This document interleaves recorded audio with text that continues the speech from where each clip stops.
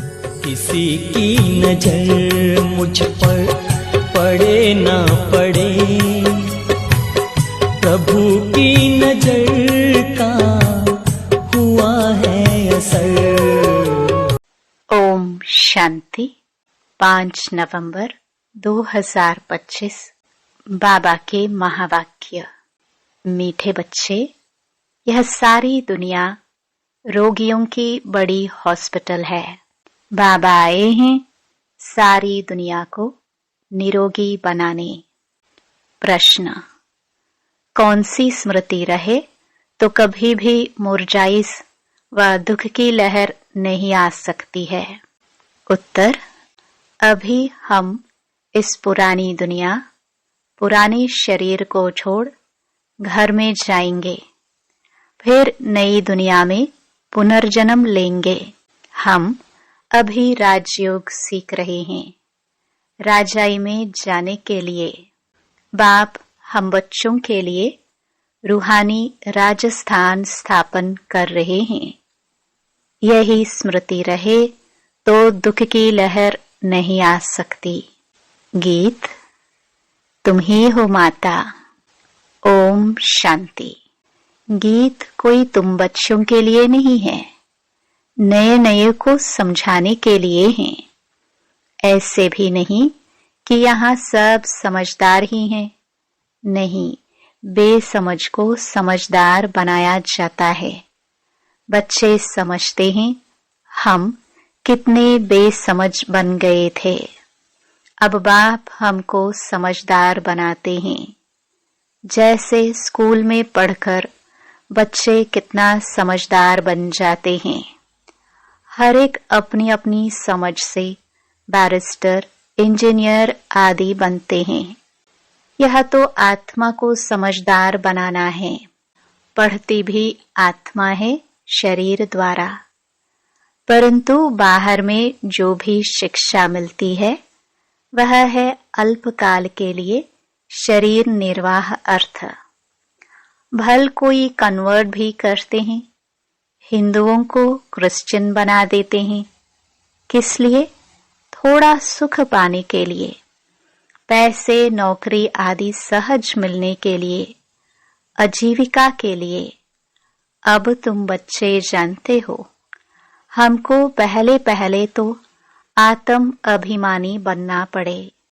यह है मुख्य बात, क्योंकि यह है ही रोगी दुनिया। ऐसा कोई मनुष्य नहीं जो रोगी नहीं बनता हो। कुछ न कुछ होता जरूर है। यह सारी दुनिया बड़े ते बड़ी हॉस्पिटल है, जिसमें सब मनुष्य पतित रोगी हैं। आयु भी बहुत कम होती है। अचानक मृत्यु को पा लेते हैं, काल के चंबे में आ जाते हैं। यह भी तुम बच्चे जानते हो। तुम बच्चे सिर्फ भारत की ही नहीं, सारे विश्व की सर्विस करते हो गुप्त रीति। मूल बात है कि बाप को कोई नहीं जानते। मनुष्य होकर और पारलौकिक बाप को नहीं जानते, उनसे प्यार नहीं रखते। अब बाप कहते हैं, मेरे साथ प्यार रखो। मेरे साथ प्यार रखते रखते तुम मेरे साथ ही वापस चलना है। जब तक वापस चलो तब तक इस छीछी दुनिया में रहना पड़ता है। पहले पहले तो देह अभिमानी से देही अभिमानी बनो, तब तुम धारणा कर सकते हो और बाप को याद कर सकते हो। अगर देही अभिमानी नहीं बनते तो कोई काम के नहीं। देह अभिमानी तो सब हैं। तुम समझते भी हो कि हम आत्म अभिमानी नहीं बनते। बाप को याद नहीं करते तो हम वही हैं जो पहले थे। मूल बात ही है देही अभिमानी बनने की, न कि रचना को जानने की। गाया भी जाता है रचता और रचना का ज्ञान। ऐसे नहीं कि पहले रचना फिर रचता का ज्ञान कहेंगे? नहीं, पहले रचता वही बाप है। कहाँ भी जाता है, हे गॉड फादर। वह आकर तुम बच्चों को आप समान बनाते हैं। बाप तो सदैव आत्म अभिमानी है ही, इसलिए वह सुप्रीम है। बाप कहते हैं, मैं तो आत्म अभिमानी हूँ। जिसमें प्रवेश किया है उनको भी आत्म अभिमानी बनाता हूँ। इनमें प्रवेश करता हूँ इनको कन्वर्ट करने, क्योंकि यह भी देह अभिमानी थे। इनको भी कहता हूँ, अपने को आत्मा समझ मुझे यथार्थ रीति याद करो। ऐसे बहुत मनुष्य हैं जो समझते हैं आत्मा अलग है, जीव अलग है। आत्मा देह से निकल जाती है तो दो चीज हुई ना। बाप समझाते हैं, तुम आत्मा हो। आत्मा ही पुनर्जन्म लेती है। आत्मा ही शरीर लेकर पाठ बजाती है। बाबा बार बार समझाते हैं, अपने को आत्मा समझो। इसमें बड़ी मेहनत चाहिए। जैसे स्टूडेंट पढ़ने के लिए एकांत में बगीचे आदि में जाकर पढ़ते हैं। पादरी लोग भी घूमने जाते हैं तो एकदम शांत रहते हैं। वह कोई आत्म अभिमानी नहीं रहते, क्राइस्ट की याद में रहते हैं। घर में रहकर भी याद तो कर सकते हैं, परंतु खास एकांत में जाते हैं क्राइस्ट को याद करने, और कोई तरफ देखते भी नहीं। जो अच्छे अच्छे होते हैं समझते हैं हम क्राइस्ट को याद करते करते उनके पास चले जाएंगे। क्राइस्ट हेवन में बैठा है, हम भी हेवन में चले जाएंगे। यह भी समझते हैं क्राइस्ट हेवनली गॉड फादर के पास गया, हम भी याद करते करते उनके पास जाएंगे। सब क्रिश्चियन उस एक के बच्चे ठहरे। उनमें कुछ ज्ञान ठीक है, लेकिन क्राइस्ट की आत्मा तो ऊपर गई ही नहीं। क्राइस्ट नाम तो शरीर का है जिसको फांसी पर चढ़ाया है।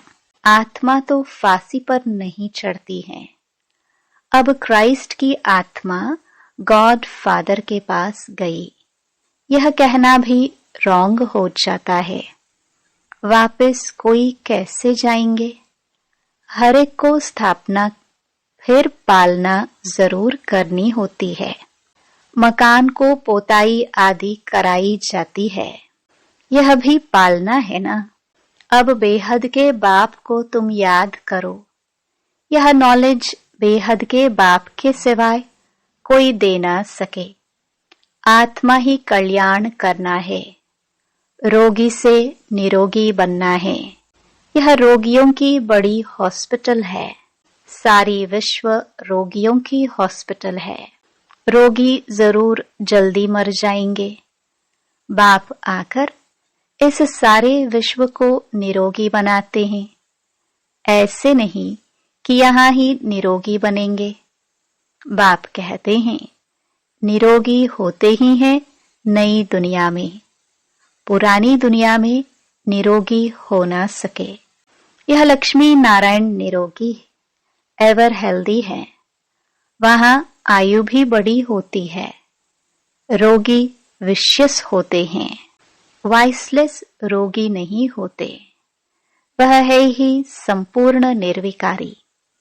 बाप खुद कहते हैं इस समय सारी विश्व, खास भारत रोगी है। तुम बच्चे पहले पहले निरोगी दुनिया में आते हो, निरोगी बनते हो याद की यात्रा से। याद से तुम चले जाएंगे अपने स्वीट होम। यह भी एक यात्रा है, आत्मा की यात्रा है, बाप परमात्मा के पास जाने की। यह है स्पिरिचुअल यात्रा। यह अक्षर कोई समझ नहीं सकेंगे। तुम भी नंबरवार जानते हो, परंतु भूल जाते हो। मूल बात है यह। समझाना भी बहुत सहज है, परंतु समझाए वह जो खुद भी रूहानी यात्रा पर हो। खुद होगा नहीं, दूसरे को बताएंगे तो तीर नहीं लगेगा। सच्चाई का जौहर चाहिए। हम बाप को इतना याद करते हैं जो बस। स्त्री पति को कितना याद करती है। यह है पतियों का पति, बापों का बाप, गुरुओं का गुरु। गुरु लोग भी उस बाप को ही याद करते हैं। क्राइस्ट भी बाप को ही याद करते थे, परंतु उनको कोई जानते नहीं है। बाप जब आए तब आकर अपनी पहचान देवे। भारतवासियों को ही बाप का पता नहीं है, तो औरों को कहां से मिल सकता। विलायत से भी यहां आते हैं योग सीखने के लिए। समझते हैं प्राचीन योग भगवान ने सिखाया। यह है भावना। बाप समझाते हैं सच्चा सच्चा योग तो मैं ही कल्प कल्प आकर सिखलाता हूं, एक ही बार। मुख्य बात है अपने को आत्मा समझ बाप को याद करो। इसको ही रूहानी योग कहा जाता है। बाकी सबका है जिस्मानी योग। ब्रह्म से योग रखते हैं, वह भी बाप तो नहीं है। वह तो महतत्व है, रहने का स्थान। तो राइट एक ही बाप है। एक बाप को ही सत्य कहा जाता है। यह भी भारतवासियों को पता नहीं कि बाप ही सत्य कैसे है। वही सचखंड की स्थापना करते हैं। सचखंड और झूठ खंड। तुम जब सचखंड में रहते हो तो वहां रावण राज्य ही नहीं होता। आधा कल्प बाद रावण राज्य झूठ खंड शुरू होता है। सचखंड पूरा सत्युग को कहेंगे, फिर झूठ खंड पूरा कलयुग का अंत। अभी तुम संगम पर बैठे हो, न इधर हो न उधर हो। तुम ट्रैवल यात्रा कर रहे हो। आत्मा ट्रैवल कर रही है, शरीर नहीं। बाप आकर के यात्रा करना सिखलाते हैं। यहां से वहां जाना है, तुमको यह सिखलाते हैं। वो लोग फिर स्टार्स, मून आदि तरफ जाने की ट्रैवल करते हैं। अभी तुम जानते हो उनमें कोई फायदा नहीं। इन चीजों से ही सारा विनाश होना है। बाकी जो भी इतनी मेहनत करते हैं सब व्यर्थ। तुम जानते हो यह सब चीजें जो साइंस से बनती है वह भविष्य में तुम्हारे ही काम आएंगे। यह ड्रामा बना हुआ है। बेहद का बाप आकर पढ़ाते हैं तो कितना रिगार्ड रखना चाहिए। टीचर का वैसे भी बहुत रिगार्ड रखते हैं। टीचर फरमान करते हैं अच्छी रीति पढ़कर पास हो जाओ। अगर फरमान को नहीं मानेंगे तो नापास हो जाएंगे। बाप भी कहते हैं तुमको पढ़ाते हैं विश्व का मालिक बनाने। यह लक्ष्मी नारायण मालिक है, भल प्रजा भी मालिक है, परंतु दर्जे तो बहुत है ना। भारतवासी भी सब कहते हैं ना हम मालिक है। गरीब भी भारत का मालिक अपने को समझेगा, परंतु राजा और उनमें फर्क कितना है। नॉलेज से मर्तबा का फर्क हो जाता है। नॉलेज में भी होशियारी चाहिए।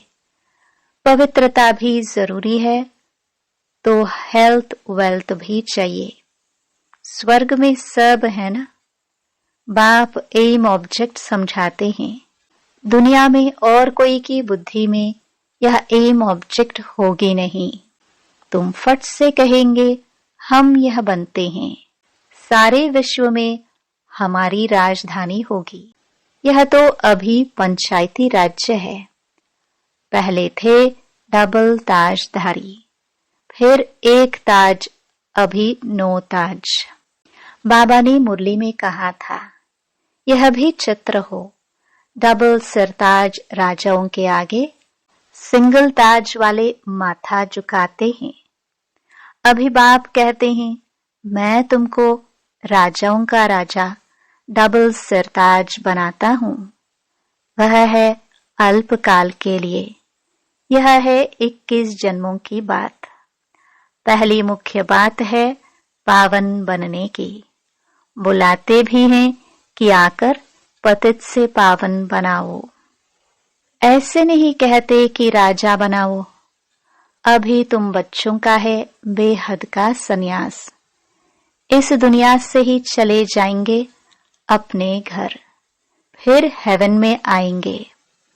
अंदर में खुशी रहनी चाहिए, जबकि समझते हैं हम घर जाएंगे, फिर राजाई में आएंगे, फिर मुरझाई दुख आदि यह सब क्यों होना चाहिए?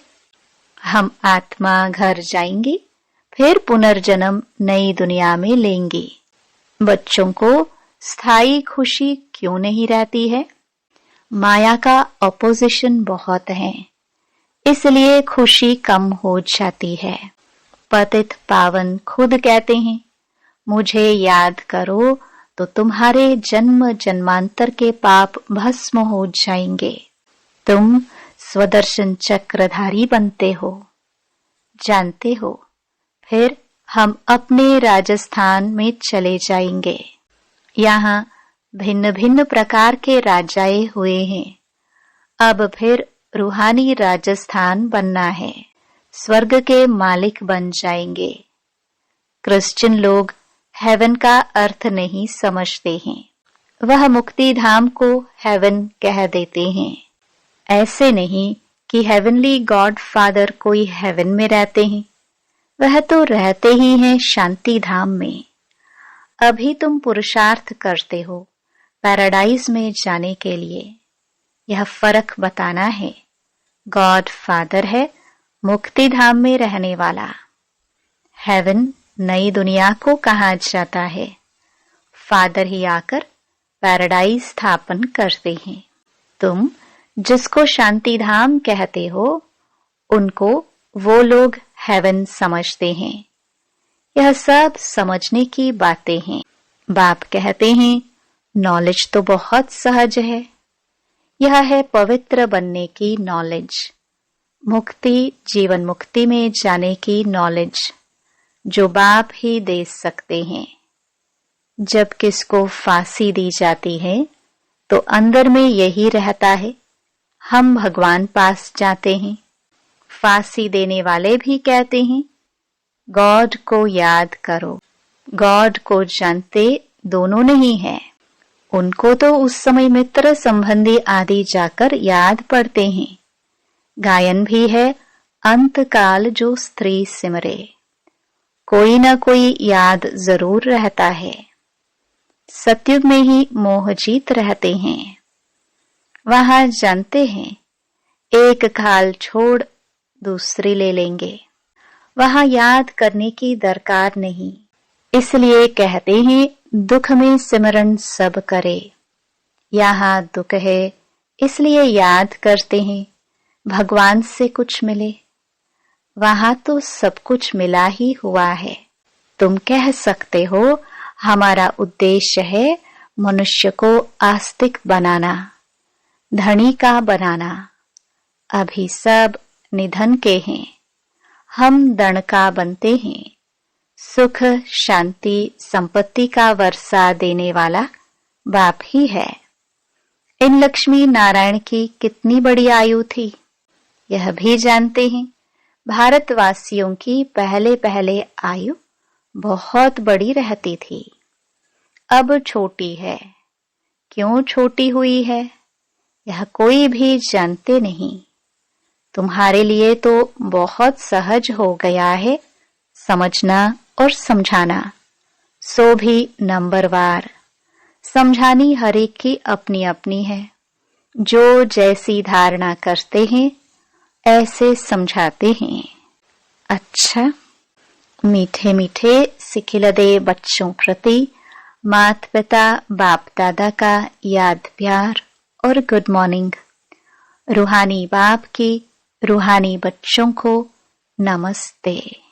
धारणा के लिए मुख्य सार। पहला, जैसे बाप सदैव आत्म अभिमानी है, ऐसे आत्म अभिमानी रहने का पूरा पूरा पुरुषार्थ करना है। एक बाप को दिल से प्यार करते करते बाप के साथ घर चलना है। दूसरा, बेहद के बाप का पूरा पूरा रिगार्ड रखना है, अर्थात बाप के फरमान पर चलना है। बाप का पहला फरमान है, बच्चे अच्छी रीति पढ़कर पास हो जाओ। इस फरमान को पालन करना है। वरदान, शक्तिशाली सेवा द्वारा निर्बल में बल भरने वाले सच्चे सेवाधारी भव। सच्चे सेवाधारी की वास्तविक विशेषता है निर्बल में बल भरने के निमित्त बनना। सेवा तो सभी करते हैं, लेकिन सफलता में जो अंतर दिखाई देता है उसका कारण है सेवा के साधनों में शक्ति की कमी। जैसे तलवार में अगर जौहर नहीं तो वह तलवार का काम नहीं करती, ऐसे सेवा के साधनों में यदि याद की शक्ति का जौहर नहीं तो सफलता नहीं। इसलिए शक्तिशाली सेवाधारी बनो। निर्बल से बल भरकर क्वालिटी वाली आत्माएं निकालो, तब कहेंगे सच्चे सेवाधारी। स्लोगन, हर परिस्थिति को उड़ती कला का साधन समझकर सदा उड़ते रहो। अव्यक्त इशारे, अशरीरी व विदेही स्थिति का अभ्यास बढ़ाओ। वैसे अशरीरी होना सहज है, लेकिन जिस समय कोई बात सामने हो, कोई सर्विस के झंझट सामने हो, कोई हलचल में लाने वाली परिस्थितियां हो, ऐसे समय में सोचा और अशरीरी हो जाए, इसके पहले बहुत समय का अभ्यास चाहिए। सोचना और करना साथ साथ चले, तब अंतिम पेपर में पास हो सकेंगे। ओम शांति।